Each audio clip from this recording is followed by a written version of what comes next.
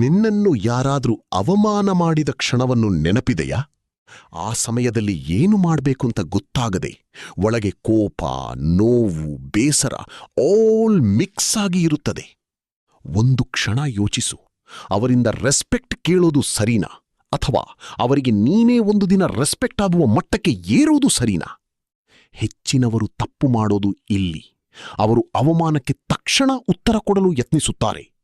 ಆದರೆ ನಿಜವಾದ ಬುದ್ಧಿವಂತರು ಏನು ಮಾಡ್ತಾರೆ ಗೊತ್ತಾ?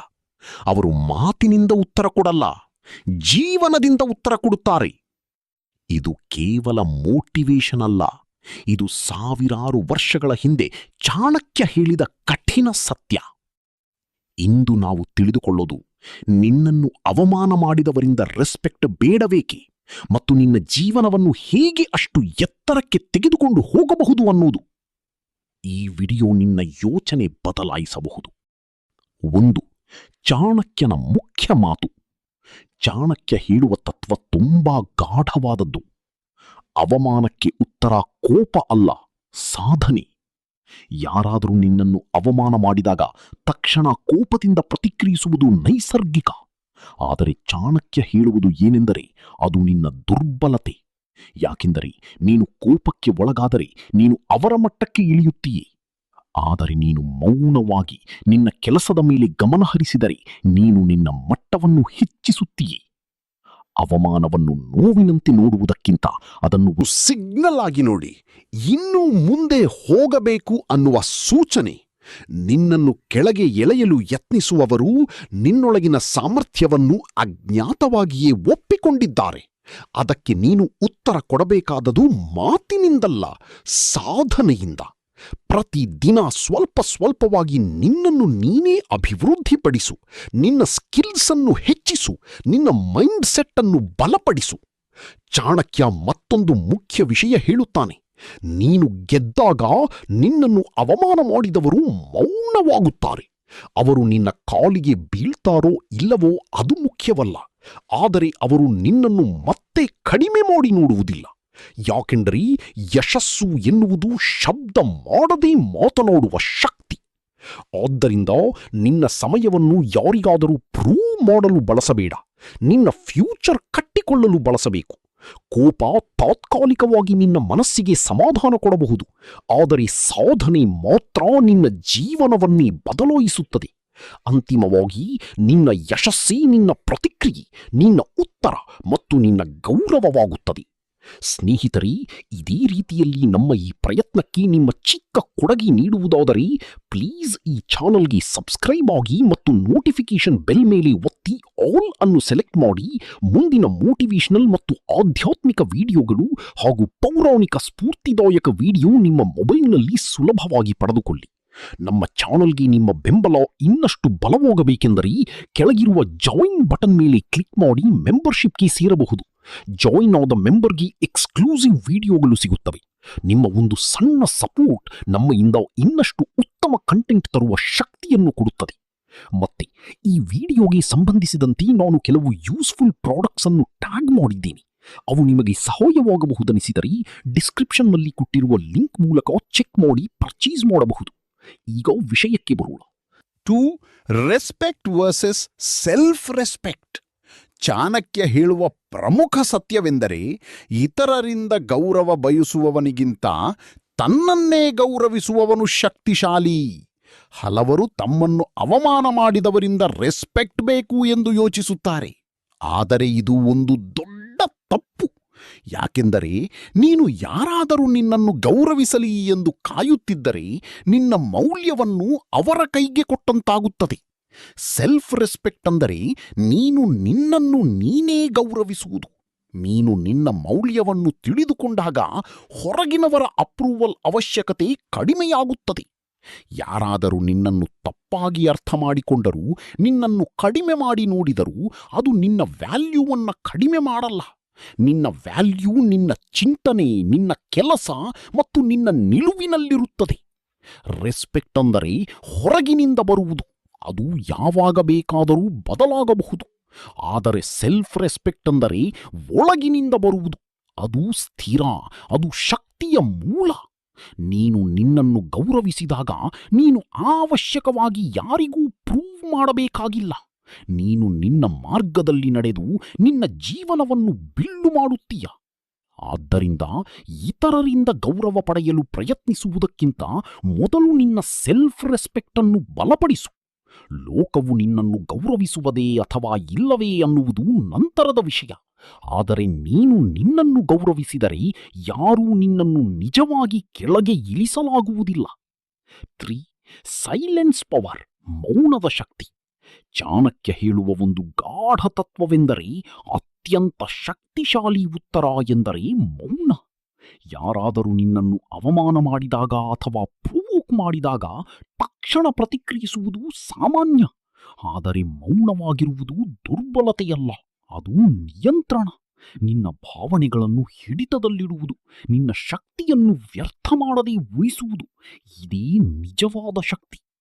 ಮೌನ ಎಂದರೆ ಏನೂ ಮಾಡದೆ ಕುಳಿತುಕೊಳ್ಳುವುದಲ್ಲ. ಅದು ಒಳಗಿನಿಂದ ಕೆಲಸ ಮಾಡುವ ಸ್ಥಿತಿ. ನೀನು ಮಾತನಾಡದೇ ಇದ್ದರೂ ನಿನ್ನ ಆಕ್ಷನ್ಗಳು ಮಾತನಾಡುತ್ತಿರುತ್ತವೆ.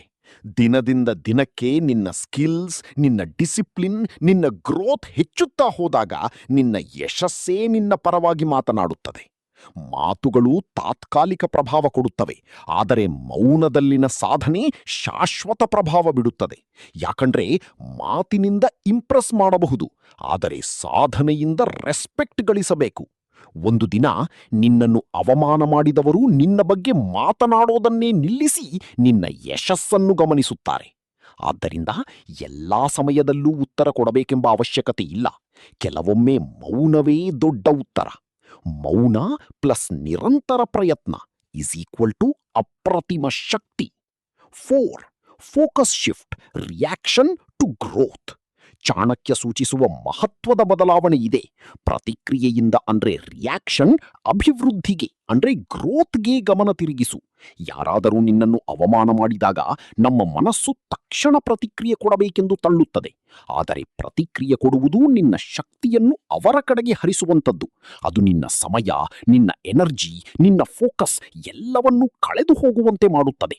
ಬದಲಾಗಿ ಆ ಸೇಮ್ ಎನರ್ಜಿಯನ್ನು ನಿನ್ನ ಗ್ರೋತ್ ಕಡೆಗೆ ತಿರುಗಿಸಿದರೆ ಏನಾಗುತ್ತದೆ ಗೊತ್ತಾ? ನೀನು ಪ್ರತಿದಿನ ಸ್ವಲ್ಪ ಸ್ವಲ್ಪವಾಗಿ ಉತ್ತಮವಾಗುತ್ತೀಯ. ನಿನ್ನ ಸ್ಕಿಲ್ಸ್ ಬೆಳೆಯುತ್ತವೆ, ನಿನ್ನ ಕಾನ್ಫಿಡೆನ್ಸ್ ಹೆಚ್ಚುತ್ತದೆ, ನಿನ್ನ ಜೀವನದ ದಿಕ್ಕೇ ಬದಲಾಗುತ್ತದೆ. ಇದೇ ಚಾಣಕ್ಯ ಹೇಳುವ ಬುದ್ಧಿವಂತಿಕೆ. ಯಾರಿಗಾದರೂ ಪ್ರೂವ್ ಮಾಡಬೇಕು ಅಂತಲ್ಲ, ನಿನ್ನನ್ನು ನೀನೇ ಇಂಪ್ರೂವ್ ಮಾಡಬೇಕು ಅಂತ ಯೋಚಿಸು. ಯಾರಾದರೂ ನಿನ್ನನ್ನು ಅಂಡರ್ ಎಸ್ಟಿಮೇಟ್ ಮಾಡಿದಾಗ ಅದನ್ನು ಇಮೋಷನಲ್ ಆಗಿ ತೆಗೆದುಕೊಳ್ಳಬೇಡ, ಅದನ್ನು ಮೋಟಿವೇಶನ್ ಆಗಿ ಬಳಸು. ಅವರ ಮಾತುಗಳಿಗೆ ಪ್ರತಿಕ್ರಿಯೆ ಕೊಡುವುದಕ್ಕಿಂತ ನಿನ್ನ ಕೆಲಸದಲ್ಲಿ ಪ್ರತಿಫಲ ತೋರಿಸು. ಪ್ರತಿಕ್ರಿಯೆ ಕ್ಷಣಿಕ ಸಂತೋಷ ಕೊಡಬಹುದು, ಆದರೆ ಗ್ರೋತ್ ಮಾತ್ರ ದೀರ್ಘಕಾಲದ ಜಯವನ್ನು ಕೊಡುತ್ತದೆ. ಹೀಗಾಗಿ ನಿನ್ನ ಗಮನವನ್ನು ಅವರು ಏನು ಹೇಳಿದರು ಅನ್ನುವುದರಿಂದ ನಾನು ಇನ್ನೂ ಹೇಗೆ ಬೆಳೆದುಕೊಳ್ಳಬಹುದು ಅನ್ನುವುದಕ್ಕೆ ತಿರುಗಿಸು. ಈ ಒಂದು ಮೈಂಡ್ಸೆಟ್ ಚೇಂಜ್ ನಿನ್ನ ಜೀವನದ ದಾರಿಯನ್ನೇ ಬದಲಾಯಿಸಬಹುದು. 5. Revenge versus success. ಚಾಣಕ್ಯ ಹೇಳುವ ಮತ್ತೊಂದು ಗಾಢ ಸತ್ಯ. ಪ್ರತೀಕಾರಕ್ಕಿಂತ ದೊಡ್ಡ ಜಯ ನಿನ್ನ ಯಶಸ್ಸು. ಯಾರಾದರೂ ನಿನ್ನನ್ನು ಅವಮಾನ ಮಾಡಿದಾಗ ಮನಸ್ಸಿನಲ್ಲಿ ಪ್ರತೀಕಾರದ ಭಾವನೆ ಹುಟ್ಟುವುದು ಸಹಜ. ಒಂದು ದಿನ ಅವರಿಗೆ ತೋರಿಸುತ್ತೇನೆ ಅನ್ನುವ ಯೋಚನೆ ಬರುತ್ತದೆ. ಆದರೆ ಚಾಣಕ್ಯ ಹೇಳುವುದು ಏನೆಂದರೆ, ಪ್ರತೀಕಾರಕ್ಕೆ ಸಮಯ ಮತ್ತು ಶಕ್ತಿ ಹಾಕುವುದು ನಿನ್ನನ್ನೇ ಹಿಂದುಳಿಸುತ್ತದೆ. ಪ್ರತೀಕಾರ ಅಂದ್ರೆ ನಿನ್ನ ಗಮನ ಇನ್ನೊಬ್ಬರ ಮೇಲೆ ಇರುವುದು. ಯಶಸ್ಸು ಅಂದ್ರೆ ನಿನ್ನ ಗಮನ ನಿನ್ನ ಮೇಲೆ ಇರುವುದು. ಈ ಎರಡರ ನಡುವಿನ ವ್ಯತ್ಯಾಸವೇ ಜೀವನವನ್ನು ಬದಲಾಯಿಸುತ್ತದೆ. ನೀನು ಪ್ರತೀಕಾರದ ದಾರಿಯಲ್ಲಿ ಹೋದರೆ ನಿನ್ನ ಶಕ್ತಿ ಕೋಪದಲ್ಲಿ ಕರಗಿ ಹೋಗುತ್ತದೆ. ಆದರೆ ನೀನು ಯಶಸ್ಸಿನ ದಾರಿಯಲ್ಲಿ ಹೋದರೆ ಅದೇ ಶಕ್ತಿ ನಿನ್ನ ಬೆಳವಣಿಗೆಗೆ ಬಳಸಲ್ಪಡುತ್ತದೆ. ನೀನು ನಿಜವಾಗಿಯೂ ದೊಡ್ಡವನಾಗಬೇಕೆಂದರೆ ಯಾರನ್ನಾದರೂ ಸೋಲಿಸುವುದಕ್ಕಿಂತ ನಿನ್ನನ್ನು ನೀನೇ ಗೆಲ್ಲಬೇಕು. ನಿನ್ನ ದುರ್ಬಲತೆಗಳನ್ನು ಮೀರಿ ನಿನ್ನ ಗುರಿಗಳನ್ನು ಸಾಧಿಸುವುದು ಇದೇ ನಿಜವಾದ ಪ್ರತಿಕ್ರಿಯೆ. ಒಂದು ದಿನ ನೀನು ಯಶಸ್ಸಿನ ಶಿಖರಕ್ಕೆ ಏರಿದಾಗ ನಿನ್ನನ್ನು ಅವಮಾನ ಮಾಡಿದವರು ನಿನ್ನನ್ನು ಗಮನಿಸುತ್ತಾರೆ. ಆದರೆ ಆಗ ನಿನಗೆ ಪ್ರತೀಕಾರದ ಅಗತ್ಯವೇ ಅನಿಸುವುದಿಲ್ಲ. ಆದ್ದರಿಂದ ನಾನು ಅವರಿಗೆ ತೋರಿಸುತ್ತೇನೆ ಅನ್ನುವ ಮನಸ್ಥಿತಿಯಿಂದ ಹೊರಬಂದು ನಾನು ನನ್ನ ಜೀವನವನ್ನು ನಿರ್ಮಿಸುತ್ತೇನೆ ಅನ್ನುವ ಮನಸ್ಥಿತಿಯನ್ನು ಬೆಳೆಸು. ಪ್ರತೀಕಾರ ಕ್ಷಣಿಕ ತೃಪ್ತಿ ಕೊಡಬಹುದು, ಆದರೆ ಯಶಸ್ಸು ಶಾಶ್ವತ ಗೌರವ ಮತ್ತು ಶಾಂತಿಯನ್ನು ಕೊಡುತ್ತದೆ. 6. Reality check. ಚಾಣಕ್ಯ ಹೇಳುವ ಕಠಿಣ ಸತ್ಯ ಇದೆ. ಈ ಲೋಕದಲ್ಲಿ ಯಾರೂ ನಿನ್ನನ್ನು ಸ್ವತಃ ಗೌರವಿಸುವುದಿಲ್ಲ. ನೀನು ಯಾರು ಅನ್ನೋದಕ್ಕಿಂತ ನೀನು ಏನು ಸಾಧಿಸಿದ್ದೀಯಾ ಅನ್ನೋದೇ ಲೋಕಕ್ಕೆ ಮುಖ್ಯ. ಹಲವರು ನನ್ನನ್ನು ಯಾಕೆ ಗೌರವಿಸುವುದಿಲ್ಲ ಅಂತ ಪ್ರಶ್ನಿಸ್ತಾರೆ. ಆದರೆ ನಿಜವಾದ ಪ್ರಶ್ನೆ ನಾನು ಗೌರವ ಪಡೆಯುವ ಮಟ್ಟಕ್ಕೆ ಬೆಳೆದಿದ್ದೀನಿ ಅನ್ನುವುದು. ಲೋಕವು ಮಾತುಗಳನ್ನು ಕೇಳುವುದಿಲ್ಲ, ಅದು ಫಲಿತಾಂಶಗಳನ್ನು ನೋಡುತ್ತದೆ.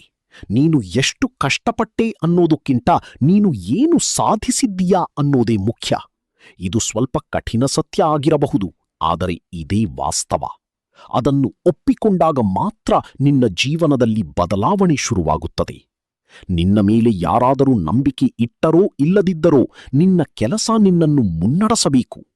ಕನ್ಸಿಸ್ಟೆನ್ಸಿ, ಡಿಸಿಪ್ಲಿನ್ ಮತ್ತು ಕಂಟಿನ್ಯೂವಸ್ ಎಫರ್ಟ್ ಇವೇ ನಿನ್ನನ್ನು ಗೌರವದ ಮಟ್ಟಕ್ಕೆ ತರುತ್ತವೆ. ಒಂದು ದಿನ ನೀನು ನಿನ್ನ ಕ್ಷೇತ್ರದಲ್ಲಿ ಬೆಳಗಿದಾಗ ಇದೇ ಲೋಕ ನಿನ್ನನ್ನು ಗಮನಿಸುತ್ತದೆ, ಗೌರವಿಸುತ್ತದೆ. ಹೀಗಾಗಿ ಸಿಂಪಥಿ ಅಥವಾ ಅಪ್ರೂವಲ್ ಬೇಡುವುದನ್ನು ಬಿಟ್ಟು ನಿನ್ನನ್ನು ಪ್ರೂವ್ ಮಾಡಿಕೊಳ್ಳುವ ದಾರಿಗೆ ಹೋಗು. ಲೋಕದ ನಿಯಮ ಸರಳ. ನೀನು ವ್ಯಾಲ್ಯೂ ಕ್ರಿಯೇಟ್ ಮಾಡಿದರೆ ಲೋಕವು ನಿನ್ನ ವ್ಯಾಲ್ಯೂವನ್ನು ಒಪ್ಪಿಕೊಳ್ಳುತ್ತದೆ. 7. Mindset change. ಚಾಣಕ್ಯ ತಿಳಿಸುವ ಅತ್ಯಂತ ಮುಖ್ಯ ಬದಲಾವಣೆ ನಿನ್ನ ಮನೋಭಾವ, ಮೈಂಡ್ಸೆಟ್ ಬದಲಾಯಿಸುವುದು. ಜೀವನದಲ್ಲಿ ನಿನ್ನನ್ನು ಅವಮಾನ ಮಾಡಿದವರನ್ನು ನೆನೆಸಿಕೊಂಡು ದುಃಖಪಡುವುದು ಸುಲಭ. ಆದರೆ ಅದೇ ಘಟನೆಗೆ ನೀನು ಹೇಗೆ ಅರ್ಥ ನೀಡ್ತೀಯೋ ಅದೇ ನಿನ್ನ ಭವಿಷ್ಯವನ್ನು ನಿರ್ಧರಿಸುತ್ತದೆ. ನನ್ನನ್ನು ಅವಮಾನ ಮಾಡಿದರು ಅಂತ ಯೋಚಿಸಿದ್ರೆ ಅದು ನಿನ್ನಲ್ಲಿ ನೋವು, ಕೋಪ ಮತ್ತು ನಿರಾಶೆ ತರುತ್ತದೆ. ಆದರೆ ಅದನ್ನೇ ಇದು ನನ್ನನ್ನು ಇನ್ನೂ ಬಲಿಷ್ಠನಾಗಿಸಲು ಬಂದ ಪರೀಕ್ಷೆ ಅಂತ ನೋಡಿದರೆ ಅದು ನಿನ್ನಲ್ಲಿ ಶಕ್ತಿ, ಉತ್ಸಾಹ ಮತ್ತು ಗುರಿಯ ಸ್ಪಷ್ಟತೆಯನ್ನು ಕೊಡುತ್ತದೆ. ಇದೇ ಮೈಂಡ್ ಸೆಟ್ ಶಿಫ್ಟ್, ಸಮಸ್ಯೆಯನ್ನು ಅವಕಾಶವಾಗಿ ನೋಡುವ ಶಕ್ತಿ. ನಿನ್ನನ್ನು ಕಡಿಮೆ ಮಾಡಿದವರ ಮಾತುಗಳನ್ನು ಮನಸ್ಸಿನಲ್ಲಿ ಇಟ್ಟುಕೊಂಡು ಕುಳಿತುಕೊಳ್ಳುವುದಕ್ಕಿಂತ ಅದನ್ನೇ ಫ್ಯೂಯಲ್ ಆಗಿ ಬಳಸು. ಪ್ರತಿದಿನ ನಾನು ಇನ್ನೂ ಹೇಗೆ ಉತ್ತಮವಾಗಬಹುದು ಅನ್ನೋ ಪ್ರಶ್ನೆಯನ್ನು ಕೇಳು. ನಿನ್ನ ಗಮನ ಪಾಸ್ಟ್ ಮೇಲೆ ಇರಬಾರದು, ಅದು ಫ್ಯೂಚರ್ ಮೇಲೆ ಇರಬೇಕು. ಚಾಣಕ್ಯ ಹೇಳುವಂತೆ ಬಲವಾದ ಮನಸ್ಸು ಇದ್ದರೆ ಯಾವ ಪರಿಸ್ಥಿತಿಯನ್ನಾದರೂ ಗೆಲ್ಲಬಹುದು.